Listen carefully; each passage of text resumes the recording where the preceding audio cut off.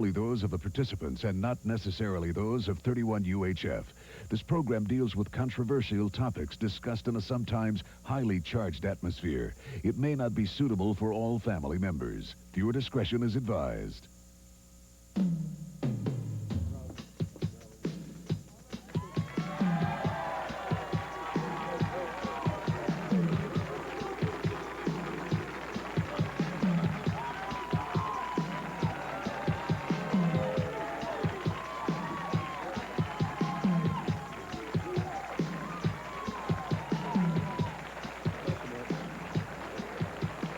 Let me tell you something.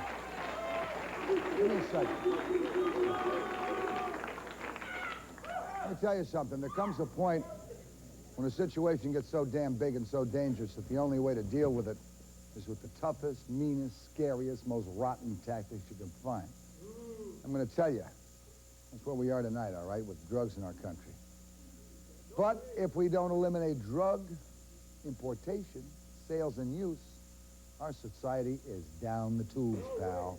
That's why tonight I'm going to call, and the rest of the audience, I think, is going to call for some radical medical solutions. Maybe the death penalty for the big dealers who are out there. All right? Hear this one. The confiscation of all worldly possessions of so-called recreational drug users. You gotta get a little bit tough. So if you can't get tough, then the tough will never get going. Let's go.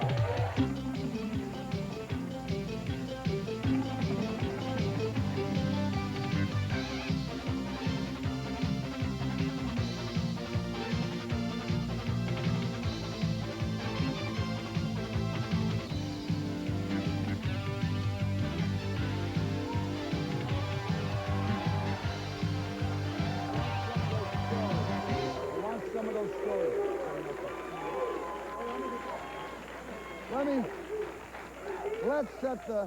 Let's set the stage here for just a second, all right? If you watched part one of this show, you know where we're starting to go. You're not going to find out where we end until the end of the show. But I want to start with some stories that maybe even some of our most ardent supporters of legalized drugs, such as these two gentlemen, will recognize as certainly something that people should give some thought to. We have a gentleman with us here. I'm going to let him introduce himself. You see the basketball, that'll give you a little hint. When he stands up and you see his height, that gives another hint. When you hear his story and the stories he has to tell, maybe that'll take away all the hints. Al, would you introduce yourself? My name's Al Zolak. I'm a former professional basketball player. I used to travel around the world with the Harlem Globetrotters on the team that got beat all the time. And we were 0 and 245, and I thought I knew what losing was all about. Myself, I didn't drink, do drugs, or anything all through high school, college, and professionally. After my professional basketball career, my mother died. I tried to escape the reality of her death by turning to cocaine for a week or two, and my 2-week escape turned into 7 years of living hell, where my habit grew from being free because a so-called friend said, "Here, this will help you." Then I realized that it was expensive to buy. I turned into a big-time drug dealer, and my own personal habit grew from being free to up to $1,000 a day at times. So I just want to say that I'm lucky to be alive right now. What do you do right now? I speak in schools to kids from anywhere from kindergarten to seniors and even in colleges, expressing my experiences with drugs. We're always taught that experience is the best teacher. I'm not proud of my past, but I'm proud as hell that I'm doing something about it.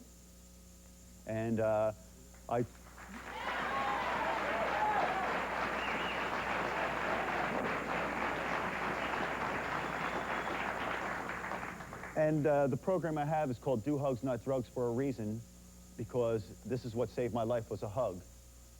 After I reached my bottom, I went over to an adult's house crying like a baby after a girl I was engaged to broke up with me. And I realized that I wasn't only killing myself, but I was killing the people who surrounded me and who cared about me and who loved me.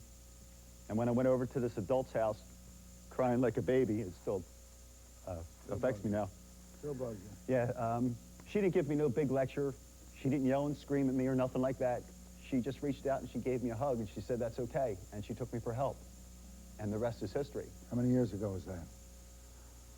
That was over 2 years, 3 years ago. You know, I just live my life for today, so I don't even like to live in the people past. since you've run into some.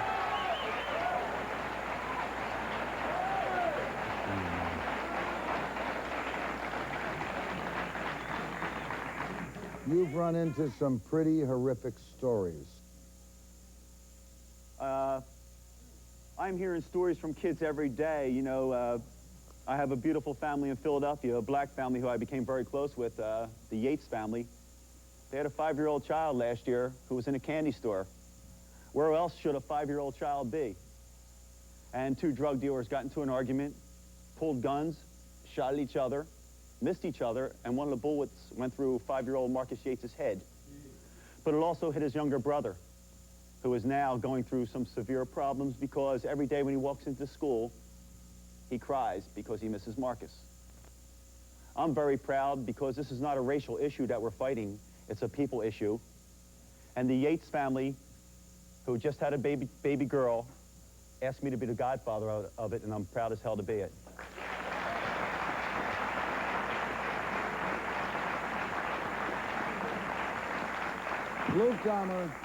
Luke Dahmer is with us tonight. He was with us on Section 1 and didn't get a chance to say much. He's heads up an organization called Citizen Against Drugs.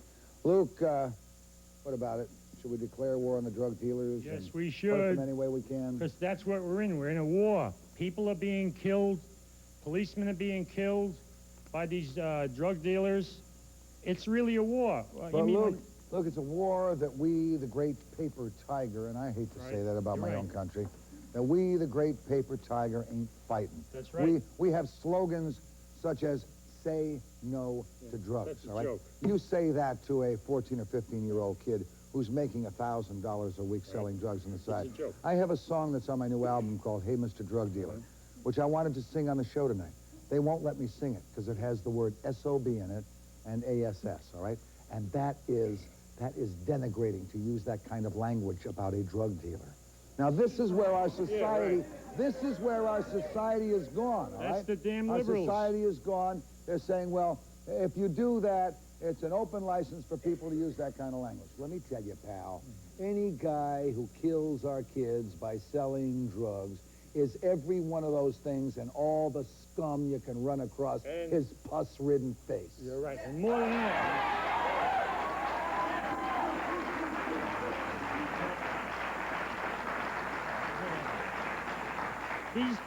these two pukes over here. Well, we haven't heard that yet. Sit. I'm Hitler. You see my mustache? Sit down, Mussolini. Yeah, shut up.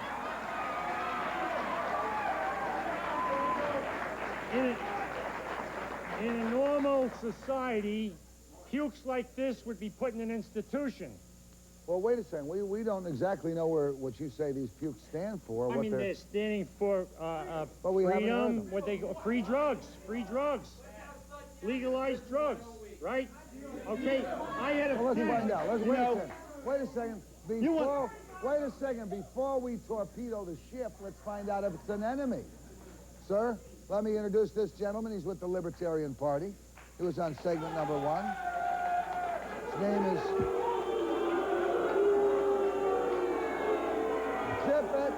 Zip it. Wait a second. Let me introduce you, please, to Francis Beretta. Francis, your position, please, if you will, sir, on the legalization of drugs, and why? I favor it. Why? Why? Let's hear why. There are many reasons to favor it, but I think the most important one is this, that the laws against drugs actually promote drug usage. The best possible example is, imagine that 14 or 15-year-old kid looking at Miami Vice, an episode of Miami Vice, and he sees that the drug dealers live in $10 million glass-walled houses overlooking the Atlantic Ocean. That's because drugs are illegal. That's Well, let's because of the imagine tremendous also profits. then Francis, all right, Francis, you don't mind me calling you that. Let's also imagine those kids watching another program and seeing some guy murdering someone in a big house. Should we therefore legalize murder too, because it took place in a big house that someone wants to live in and they have no right to live in?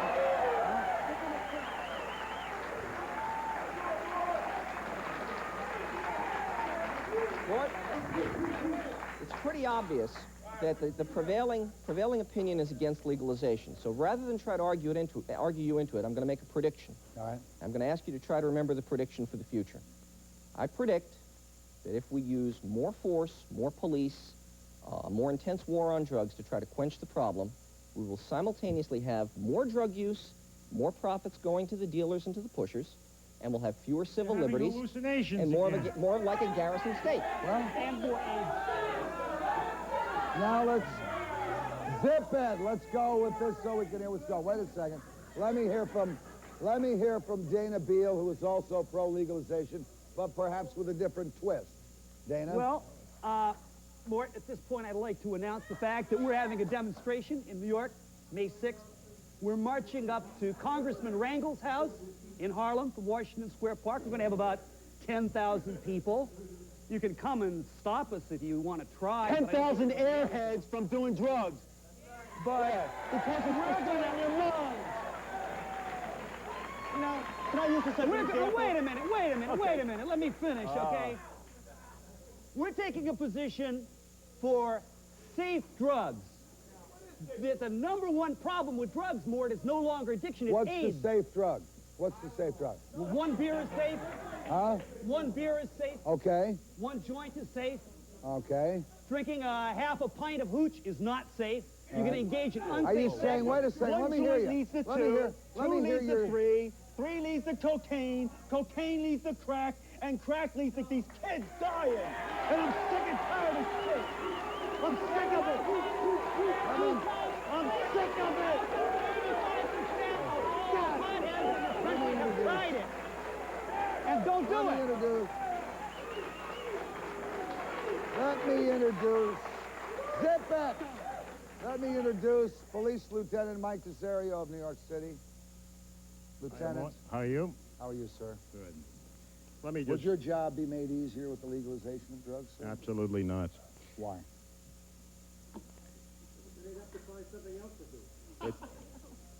Legalizing drugs is like playing Russian roulette with a loaded revolver. All right. It would create more addicts, and we got enough of these screwballs around already.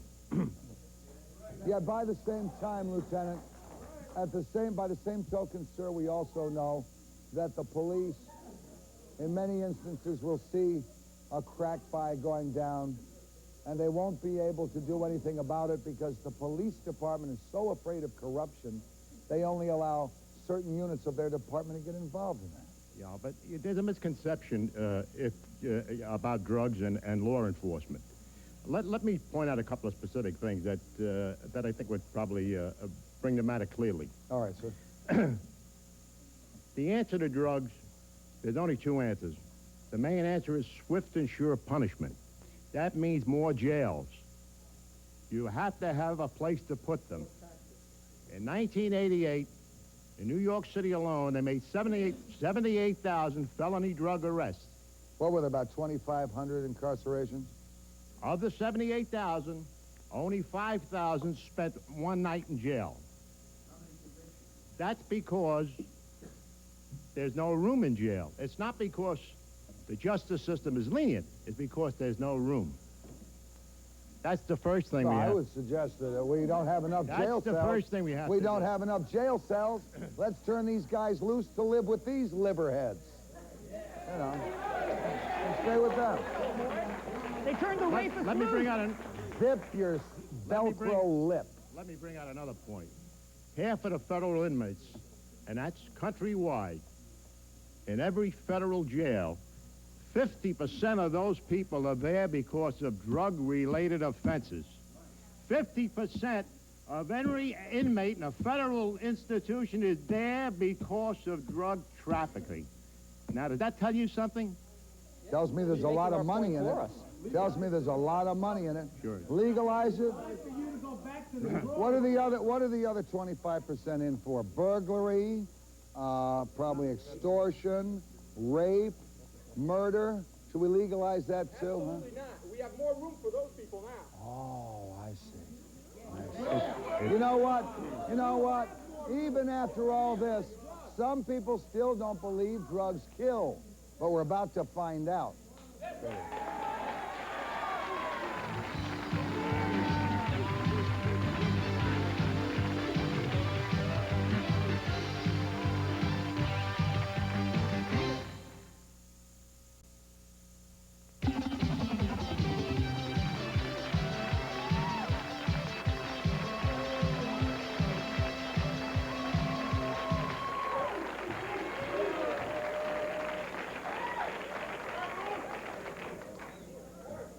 Robert Machado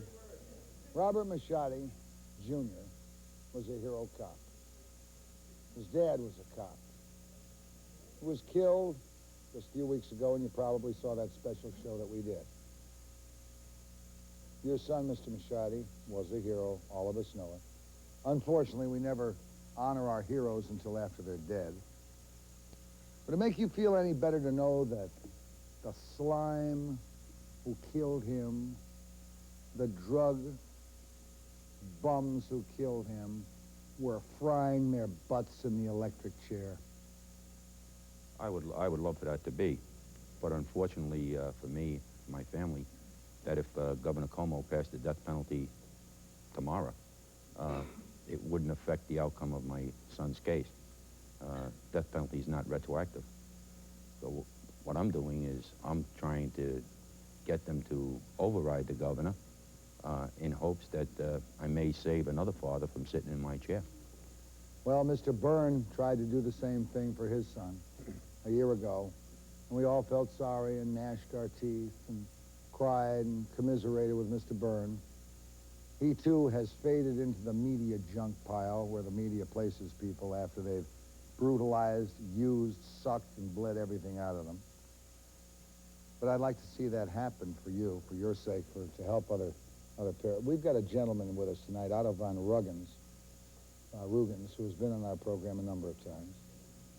Otto, if we had a death penalty, don't you think the guy who shot Robert Machado would have thought twice before pulling that trigger? I don't think that there's any deterrent in the death penalty. Why did the United States government institute capital He asked me the punishment question. for He didn't ask hijacking you. airlines? And what happened afterwards? Over the United... It stopped, Look, didn't it? the death What about penalty the is not killer a deterrent that to lives a and gets out again and kills drug-crazed killer. again? There was Okay? just one release that killed another Drug-crazed cop. killers What are you talking about? do It's not a have any deterrent. fear of the death Suppose penalty. we try to impose it on you. Well, let me You're ask not afraid of the death penalty. Are you saying, Otto, is what you were saying, is there are such... Wait a second, You want to folks. find out what a maniac... You keep opening your mouth, you'll find out real quick. Look at Is what you were saying... you. You do? Well, if you want to get your ass kicked, you keep it up. You're nuts. Is what you were saying, Otto... Yes, I am. I'm serious about you, you Is jerk. what you were saying, then, Otto, that the profit motive... Zip it now a second. Are you saying that the profit motive is so overwhelming that a death penalty just wouldn't stop this? Well, it's not only Herbie, let me, Herbie, It's zip it. not Let me only get the the answer. profit motive, it's also the fact that you're dealing with people who are not of a rational mind. It is not that they are capable of being afraid of a death penalty. These are people who are walking around with semi-automatic weapons, automatic weapons, shooting innocent bystanders, children, etc. They are not afraid of death. They live every day with death. They're on the edge, and they are placed there because of the illegality of drugs. These people would disappear. They would go and vanish if Please, go ahead, drugs were Robert. legal. Please, I would like let to me hear from simply ask you. Otto, let me hear. Honestly, I have a question Otto, let for me you, hear Mr. from the police Machete. officer, and then you can ask. Young All right? man, just answer He your wanted question. to answer your question, then you can ask him. Okay. Go ahead, Robert. Zip it now. I want to hear this. You're saying, in effect, that you don't agree with the death penalty because it doesn't deter it. And you're saying that people who are on drugs who are doing this are so high that they don't know what the hell they're doing. Yet you're here today to say that we should legalize drugs and to make everybody that way. I didn't say What the hell that. is the matter with You're you? putting words Well, in my let me mouth. hear. Let me hear, please. I'm let here me hear what the man tonight. says. I'm here tonight to actually ask for a ceasefire in the war on drugs. Not legalization. I'm advocating Let's time out. hear the damn thing for a minute. Let's understand, first of all, if you would answer this question honestly, if drugs were legal, would your son be alive today? If they were legal? If they were legal at the time of the incident, I'm asking a question. We're talking about his son went after someone because they were dealing drugs. They wouldn't be dealing drugs if drugs were legal. Now, the question is, would your son be alive today Wait a if second. drugs were Al, legal? all the rest of you. Now, zip it for 1 minute. young man. Zip it for 1 minute, please. Let me ask you this. You're asking for a ceasefire. You're taking the middle ground. In reality, do you favor the decriminalization of drugs? Of certain drugs. Which one? Okay.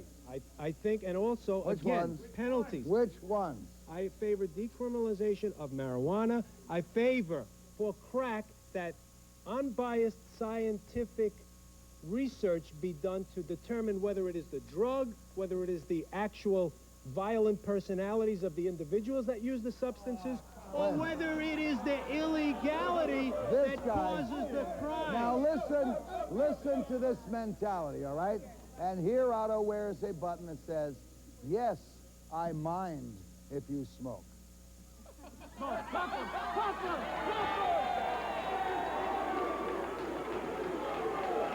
Curtis. Morton. No, Wait a second, Curtis, let me hear from, let me see, Morton. Robert. Man never answered the I have question. two No, things. and you never would. I have two things to say. Number one, he says let's decriminalize marijuana. Because Why are you because evading the marijuana. question I asked? Sir, if you let just the give me man an finish. opportunity, I'll answer your question. You okay? had anyone in your family die from the problem? He says let's decriminalize. Don't be the first My yourself sister tonight. was married to a drug addict who died before it was She fashionable. could get no better than you. That's why she did it. So, He said let's decriminalize marijuana and then coke or whatever else. If that's the case, it's because we can't control it. Okay? Then let's decriminalize burglary and let's decriminalize rape. We're not and talking let's about decriminalize violence. murder. Okay? You want to know, Morton? I'll tell you the truth. You know what really bothers me is I sit here and I look behind this young man and I see young kids. Look, and they're smiling and they're laughing and they think that this is funny. Sorry, son, this is damn serious. It's very This is sorry life and death. Okay? that your son when had to your die. freedom unfortunately- imposes on my freedom, fat boy, my freedom's coming first. All right? We'll be back in a minute.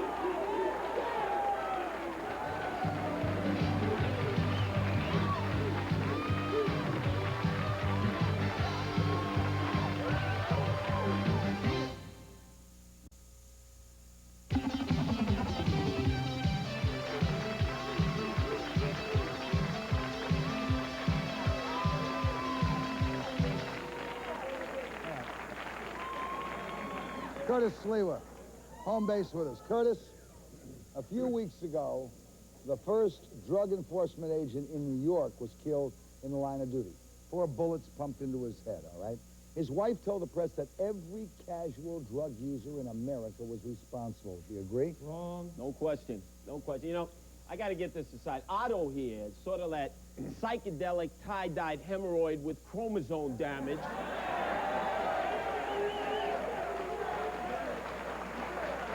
And you notice, Mort, Have You you know, released your that spastic little Cohen? gathering of people that he's brought, they all tend to look like, you know, yuppie whites from the suburbs. Mort, in all the public guys housing look like the projects of Nazis with your America, red caps. Right now, from Chicago to Houston to Atlanta to New York, you'd figure people in the pit of the inner city, predominantly black and Hispanics, would be the first one that would want to wave the white flag and say, legalize it so I don't have these drug-crazed, Uzi-toting, psychopathic killing machines outside my door. First of all, You'd have figured if you that knew the your father of facts, a slain police officer would the say, legalize it so DEA we don't have to see arranged any for more Gus sons killed. Ferracci to And be yet, released. Shut up. Did you hear me? and yet, trapped as they are behind bars on their windows, multiple locks on their doors, pit bull terriers, black and Hispanic Shut inner that city armadillo's people. microphone off. Go ahead.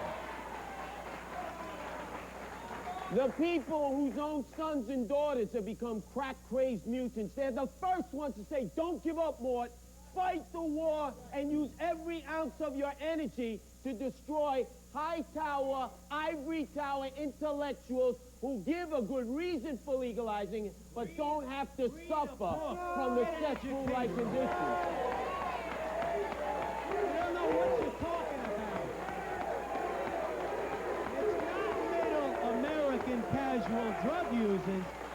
It's Let's the talk DEA. for 1 minute. Curtis, Let's talk. Hey, pal, today, wait a second. today, Wait a in second. the Staten I don't care what he Island said. Advance, I don't care what he said. I'm out here, not him. He's standing back there with a bald head. All right? Let me ask you. You started off as a recreational drug user. Yes. You become a heavy drug user? $300 a day. I $300 robbed everybody. I didn't care who it was, my mother, anybody. You're saying legalize it. You're going to support them. You're going to give them the money when they're up to $300 a day. You're going to, no. Why is it going to be real cheap? You're paying to supply the drug dealers. You don't even realize who you were paying the money to. Lots of money. General Tobacco. Take your glass off so I can see your eyes. They haven't any No, let me tell you. Listen, he won't have $1,000. He won't. Why won't they have $1,000? There are 60 people. As soon as you're quiet, I'll answer. Ready? Ready? Please, just give me 10 seconds. And Please. after you answer that, sign my son's death certificate when he goes back to using. Hey, my brother died through drug Well, use. then Let how me could you just want answer your question. Here's why it won't cost $1,000 a day. If it's legalized, it'll be really cheap, and you don't have to. It's only expensive just illegal. Another white Anglo-Saxon Protestant ethic of saying, let's because we can't control it, let's because we can't beat it, let's legalize it. Go. I'm just talking about marijuana, number one. I don't want to legalize heroin. I don't want to legalize crack. I don't want to legalize cocaine. I'm talking about marijuana. If you legalize all those powder drugs, those are dangerous drugs. There's two categories of drugs. There's hard drugs and soft drugs. Holland, listen, Holland, please, can I try? Go ahead. In the country of Holland, they make a distinction, please. In the country of Holland, they make a distinction between soft drugs and hard drugs. Marijuana and hashish are classified as soft drugs. In the country of Holland, they surrendered 6 days later. All right? So there's another gutsy country. Wait a second, let's get back up here. Whoa! Step back! Back up here. I want to introduce you. I'd like you to meet Professor John Flynn. Now, please go easy on... Now, please zip it a second. Please go easy on Professor Flynn. He has been ill for the last few weeks. Professor, with your plan of legalization, wouldn't the number of recreational users increase, especially among the young who don't know any better? Yes, I believe they would. That's true. I don't know for sure that they would, but I believe they would. What is your plan, sir? Well, I think what you have to do is find out where we're starting from. At the present time, almost all of the deaths that are drug-related are caused by the fact that drugs are illegal. Nobody questions this. I don't think anybody really questions this. You only have about 400 deaths a year from people, from the effects of drugs on your body, from the medical effects of drugs. Not to name the police and the people. You know. But, you get them from the Surgeon General and from the department. No, these are true. These are right. These are right. Just start from the way things are. Can't hear you. Start from the way things are. So now you have 320,000 people dying every year from smoking cigarettes, and you have 400 people dying every year from the effects of drugs.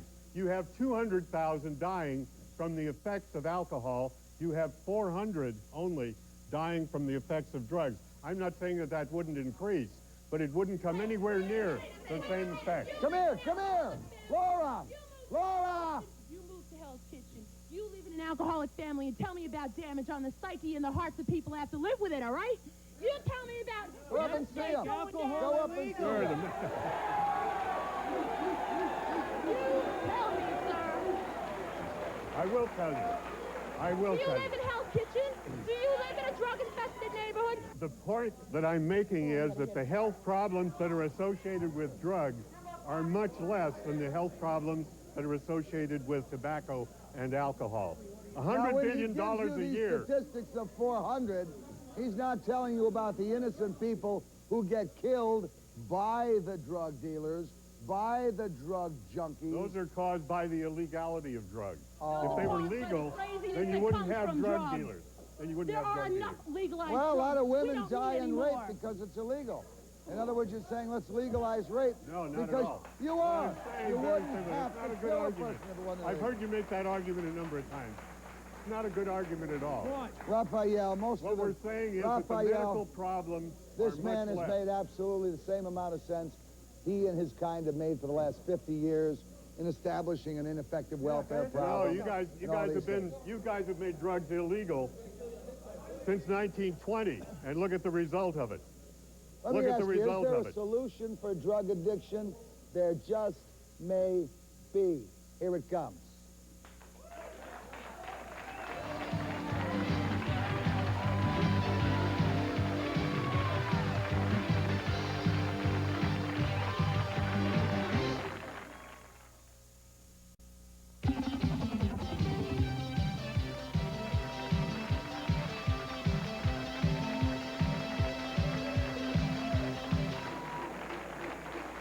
You know, just a moment ago, we heard Professor John Flynn quote us statistics about 330,000 people dying from cigarettes, 200,000 from alcohol, and only 400 from drugs. I believe those are erroneous facts. Good professor. May I hear those from you, please? The good professor, in his zest to show one side of the story, fails to tell you that Professor Jensen had done a study and shows exactly what he's saying to be the opposite. We all are aware that you can take facts and figures and turn them any way you want, and that's exactly what this young man did. What has Dr. Jensen, Professor Jensen, said? Has he shown it? Sorry, Mort, I can't quote it to you. All right. You know, but I'm saying it's the opposite. It's total more opposite than 400, more than 4,000, more than 40,000. Correct. Correct. Thank you. Okay, that's good. Thank you. Let me introduce the gentleman up here, Dr. Lichtenstein, who, of course, is a very prominent gentleman who has worked very closely with some very important people who have studied drugs, drug addiction, and the potential curing of addiction. Is it possible to cure a crack addict, Doctor? Impossible to cure the disease of addiction and or alcoholism. It is possible to arrest the disease a day at a time, and it doesn't matter, Mort, whether it's legal or illegal, because the crap feels good. And if it feels good, they're going to do it. All right.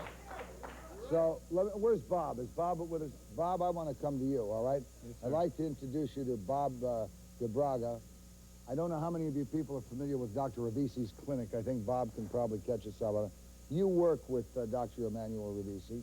Yes, sir. And he has been with us on this program. Esteemed 90-plus-year-old gentleman. You and Reverend Massey behind you have seen the results of the doctor's work.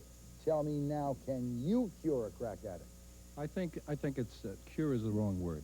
I think that with all due respect to truth, cure is as long as we can keep a drug addict free. That I absolutely believe. But I want to get down to the real theme.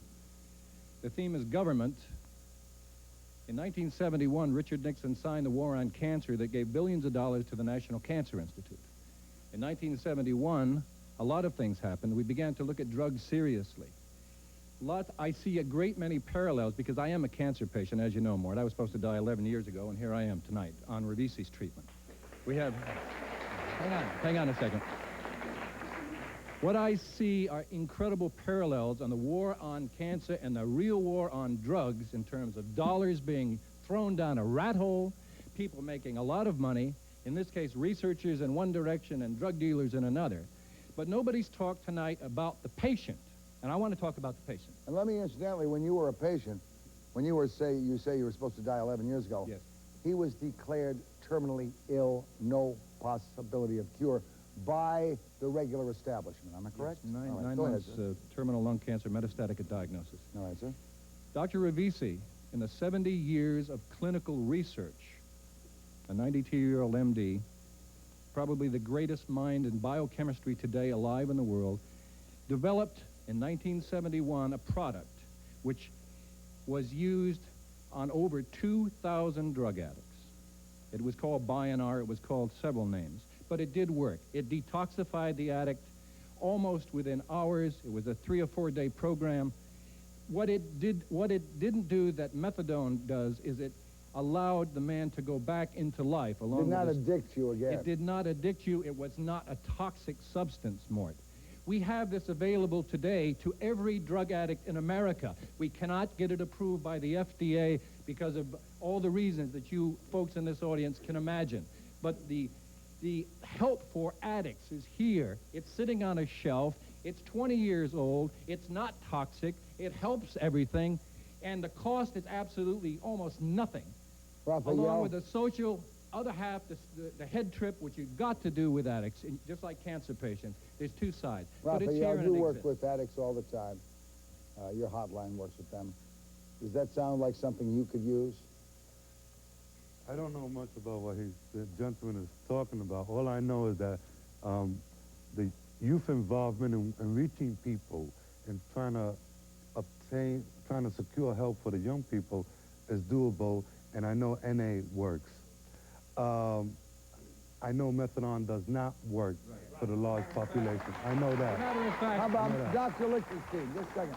Dr. Lichtenstein, if you knew that Dr. Ravisi's treatment worked, as Bob Massey attests to it, as it does, and I believe that Dr. Lichtenstein's treatment works, would you be in favor of utilizing that? I would use it in the beginning. The problem is, as we know in Ellenville Hospital detox, and from the thousands of patients I've seen detox, the initial problem is the drugs. The main problem is the way people think. And if they continue to think selfish, they're not going to be able to stop using, no matter what you give them in the beginning. There's nobody that's going to really disagree with what you're saying. Okay. It's a 50-50 deal. But let me just say one thing about Dr. Ravisi. What Dr. I Ravisi's think treatment for is- detoxification. What I'm saying is, if your treatment works initially to detox, far out, wonderful. What is absolutely necessary is something, as like I say, we use at Ellenville Hospital Detox. We use love, we use Alcoholics Anonymous, Narcotics Anonymous, and we teach people to love themselves again. Absolutely, absolutely.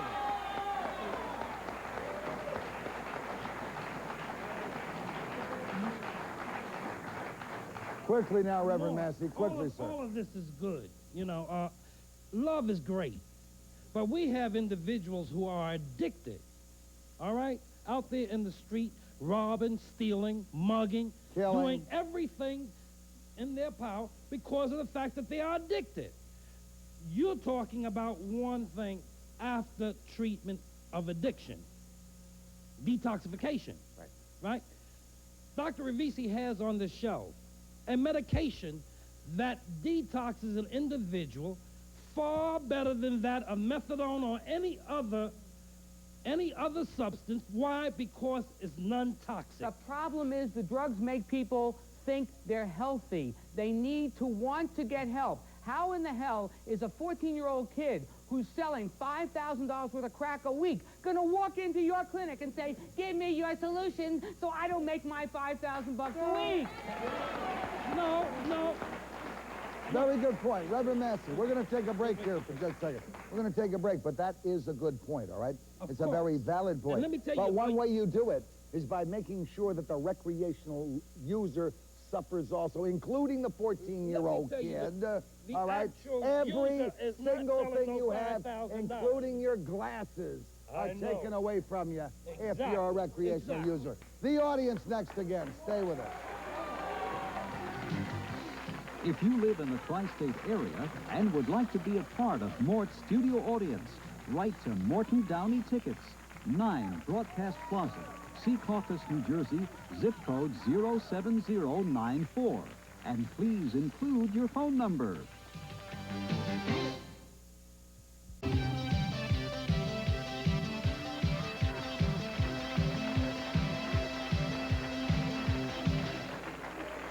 All right.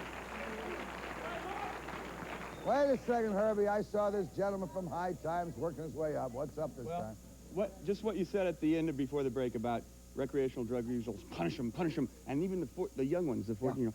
What do you propose for a 14-year-old recreational drug user? Life in prison? No, I propose maybe 25 hours of community work every single week, working on repairing buildings, working on helping elderly people, things like that. Good. Go ahead, man. I agree with the, AA and NA because, recreational, I started out with recreational drug abuse and alcohol abuse when I was 15 years old. By the time I was 25 years old, I was almost dead in the grave. And if it wasn't for self-help programs, I would be dead right now.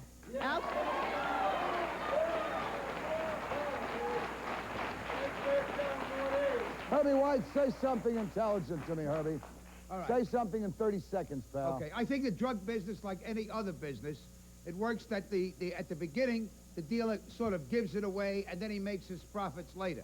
So what we got to do is, if the dealer gets a kid hooked, take that kid away, even give it to him. Kill the dealer. And then kill the dealer. Dealer, kill him. Kill him. You want to kill him legit? You want to kill him illegit? Right on the street, kill him. Well, Legitimate people that's walk around certainly a somewhat radical approach, Herbie. Okay. Radical enough. Here. Hi, Mort. I just want to say, I've been, and I'm proud to say it, I've been in recovery for 4.5 years now. I've been total abstinence from all drugs and alcohol. And these jerks over here, you talk about freedom. I've never had more freedom than I've had in the last 4.5 years. I didn't know what freedom was. I didn't know what freedom was until I put down drugs. I didn't know what it was, and none of you obviously have it in your family and have been through the pain and agony that the addicts themselves go through, and that the people, well, then you would never be standing up here. Let me hear, Curtis. Very quickly, the true heroes in America today, and they don't receive the recognition they should, are the therapists, the people who reclaim human life.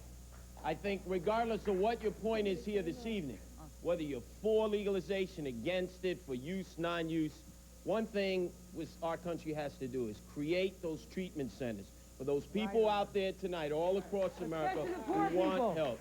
You're a hero, sir. You're a hero. Those two gentlemen, the Reverend's a hero. I don't have the patience within me to deal with people who come and have a disease and need to be cured. They're the true heroes in America today. Thank you, Curtis.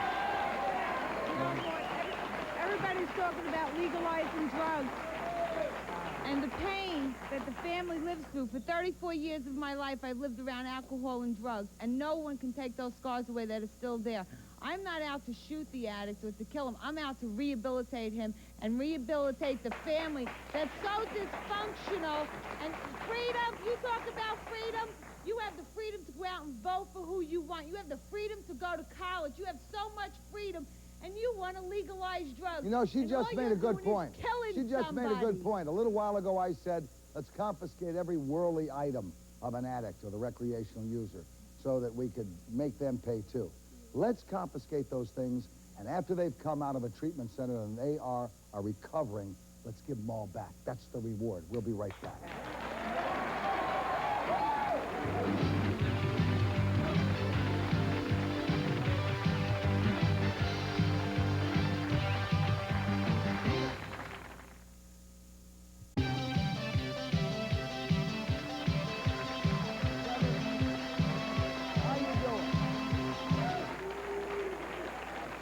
All right.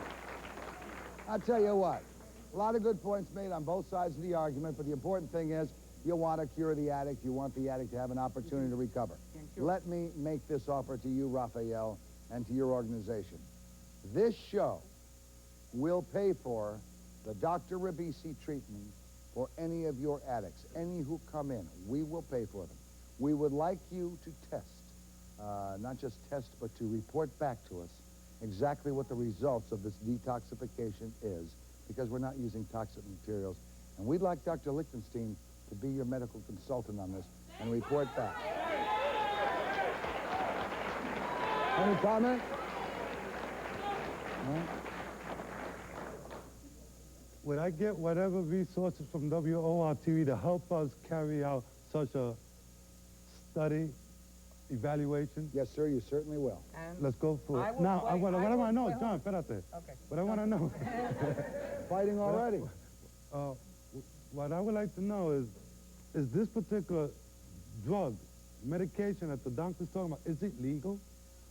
You'll have because to, for testing, for testing purposes, it is, all right? Just like everything has to be tested before the FDA allows it to have their imprimatur. But the FDA allow us to utilize it. Right, and the way we will make